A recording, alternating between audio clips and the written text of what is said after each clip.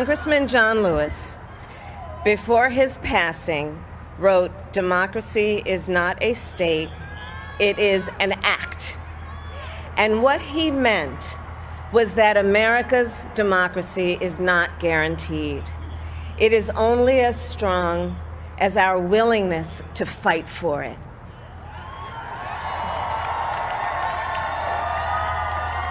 To guard it and never take it for granted. And protecting our democracy takes struggle, it takes sacrifice, but there is joy in it, and there is progress, because we, the people, have the power to build a better future.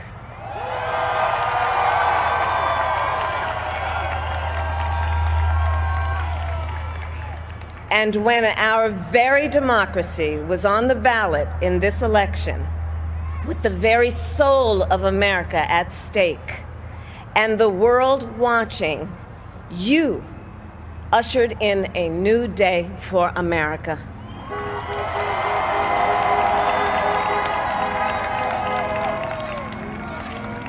To our campaign staff and volunteers, this extraordinary team, thank you for bringing more people than ever before into the democratic process. And for making this victory possible.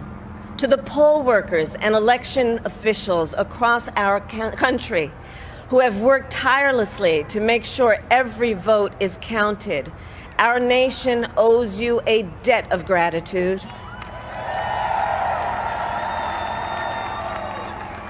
You have protected the integrity of our democracy. And to the American people who make up our beautiful country, thank you for turning out in record numbers to make your voices heard.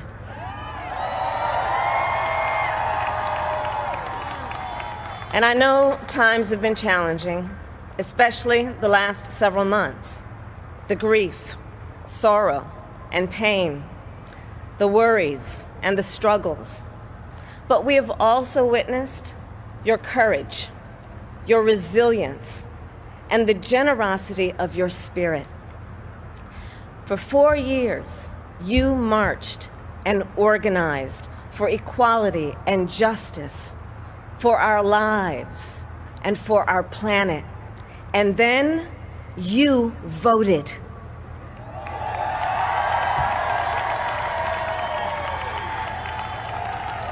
And you delivered a clear message. You chose hope and unity, decency, science, and yes, truth.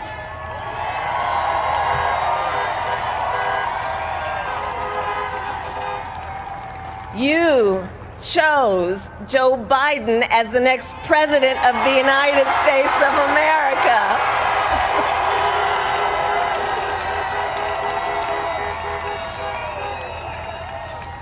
And Joe is a healer, a uniter, a tested and steady hand, a person whose own experience of loss gives him a sense of purpose that will help us as a nation reclaim our own sense of purpose. And a man with a big heart who loves with abandon. It's his love for Jill, who will be an incredible First Lady.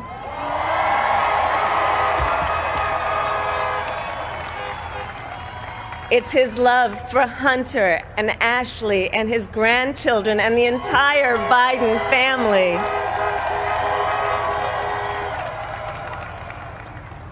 And while I first knew Joe as vice president, I really got to know him as the father who loved Bo, my dear friend who we remember here today.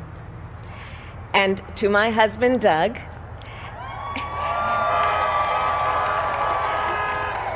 and our children, Cole and Ella, and my sister Maya, and our whole family, I love you all more than I can ever express.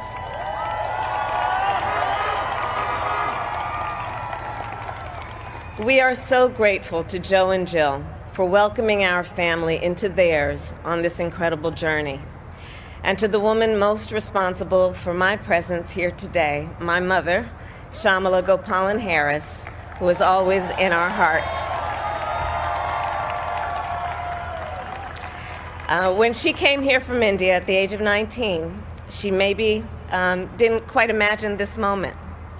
But she believed so deeply in an America where a moment like this is possible. And so I am thinking about her and about the generations of women, Black women,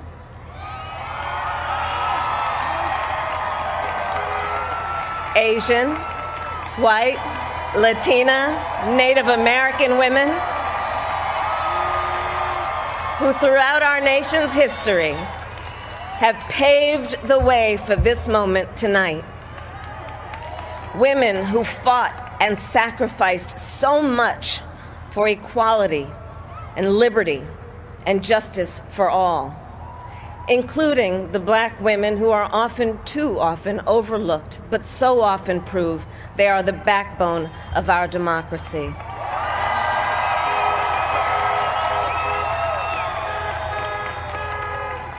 All the women who have worked to secure and protect the right to vote for over a century, 100 years ago with the 19th Amendment, 55 years ago with the Voting Rights Act, and now in 2020 with a new generation of women in our country who cast their ballots and continued the fight for their fundamental right to vote and be heard.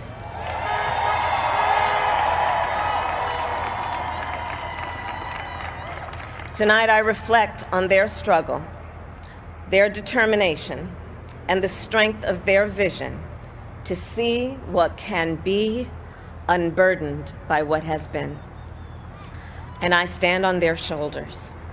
And what a testament, because every little girl watching tonight sees that this is a country of possibilities. And to the children of our country, regardless of your gender, our country has sent you a clear message. Dream with ambition, lead with conviction, and see yourselves in a way that others may not, simply because they've never seen it before. But know that we will applaud you every step of the way.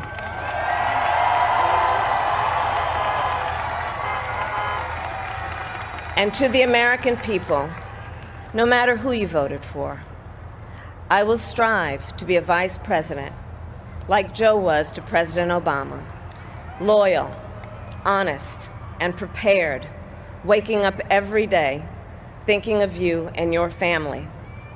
Because now is when the real work begins, the hard work, the necessary work, the good work, the essential work to save lives and beat this epidemic, to rebuild our economy so it works for working people, to root out systemic racism in our justice system and society, to combat the climate crisis, to unite our country and heal the soul of our nation.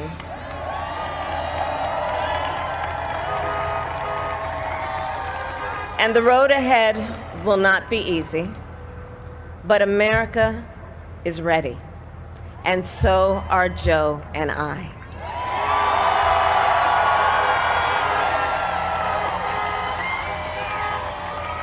We have elected a president who represents the best in us, a leader the world will respect and our children will look up to, a commander-in-chief who will respect our troops and keep our country safe, and a president for all Americans.